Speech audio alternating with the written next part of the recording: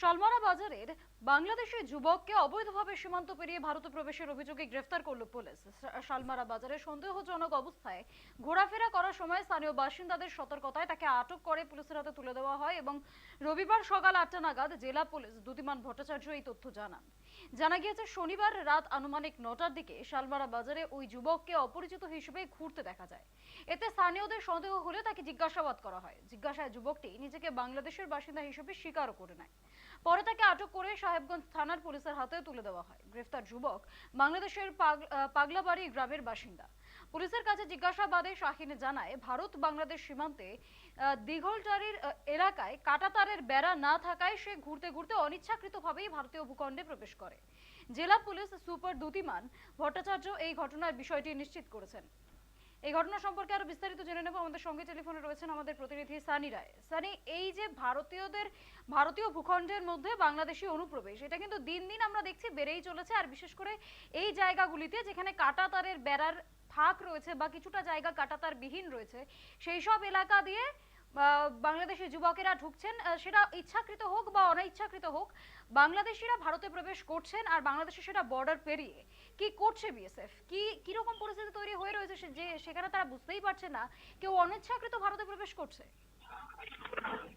একেবারে বৃষ্টি, দেখো তোমাকে জানিয়ে রাখি যে এমনিতেই কিন্তু গত বুধবার থেকে শীতলকুচি এলাকা একেবারে উত্তপ্ত রয়েছে। তুমি ভালোভাবেই জানো যে শীতলকুচি সীমান্তের যে উকিল বর্মন নামে এক ভারতীয় কৃষক, তিনি কিন্তু তার বাংলাদেশে কিছু জমি ছিল এবং সেই জমিতে তিনি কৃষিকাজ করতে তাই যেতেন।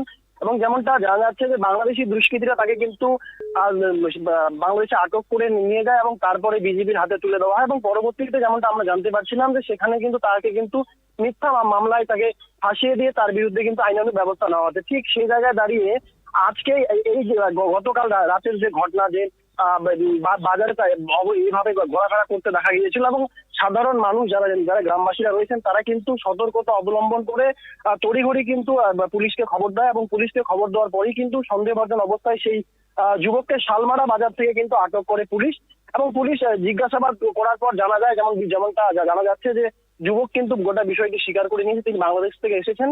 এবং তিনি যেমনটা বলছেন যে সমস্ত এলাকায় কোচবিহার এলাকার বিভিন্ন যে ভারত বাংলাদেশের সীমান্ত রয়েছে তার কিন্তু ম্যাক্সিমাম একটা এরিয়া রয়েছে যেখানে ফেন্সিং নেই। এবং এই ফেন্সিং না থাকার ফলে কিন্তু বারবার আমরা অনুপ্রবেশ দেখে আসছি। এর আগেও বহুবার আমরা দেখে এসেছিলাম যে বিএসএফ এর হাতে কিন্তু অনেকেই ধরা পড়েছিল এবং সেখানে গুলি চালানোর মতো কিন্তু ঘটনা এর আগে ঘটেছিল। সে জায়গায় দাঁড়িয়ে এই বছর 22-এর যে যুবক, তিনি কিন্তু বাংলাদেশ থেকে ভারতে প্রবেশ করেন এবং ঠিক কি অভিসন্ধি বা কি কারণ রয়েছে তা কিন্তু এখনো স্পষ্ট নয়। যদিও তিনি স্বীকার করছেন যে তিনি নিজের অজান্তেই ঘোরাফেরার সময় তিনি এদেশে প্রবেশ করেছেন। তবে গোটা ঘটনা নিয়ে কিন্তু তদন্ত শুরু করেছে পুলিশ এবং পাশাপাশি বিএসএফ এর হাতে তাকে তুলে দেওয়া হয়েছে।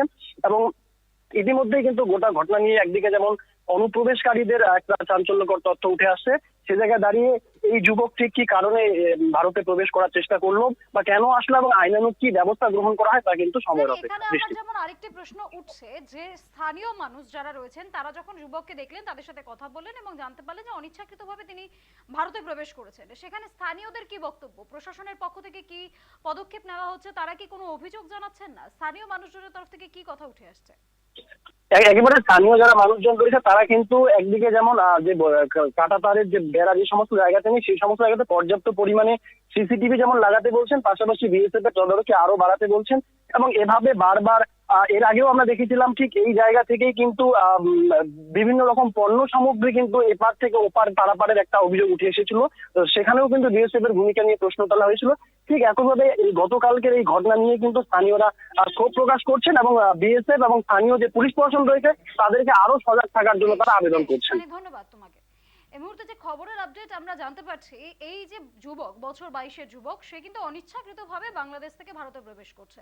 আর তার কারণ কি, কোচবিহার আর এই সংলগ্ন যে উত্তরবঙ্গের বিভিন্ন জায়গা রয়েছে যেখানে কাঁটাতারের বেড়া রয়েছে ভারত বাংলাদেশ সীমান্তে, সেখানে বেশ কিছুটা অঞ্চল রয়েছে যেখানে কাঁটাতারের বেড়া নেই, সেখান থেকে কিন্তু অবাধে অনুপ্রবেশ হয়েই যাচ্ছে। আর ফলত স্থানীয় মানুষজন খুব স্বাভাবিকভাবেই প্রশ্ন তুলছেন বিএসএফ এর নজরদারি নিয়ে, যে তারা কি নজরদারি দিচ্ছে যে অনুপ্রবেশ হয়েই চলেছে। এছাড়াও স্থানীয় প্রশাসনের বিরুদ্ধেও ক্ষোভ উগরে দিয়েছেন স্থানীয় বাসিন্দারা।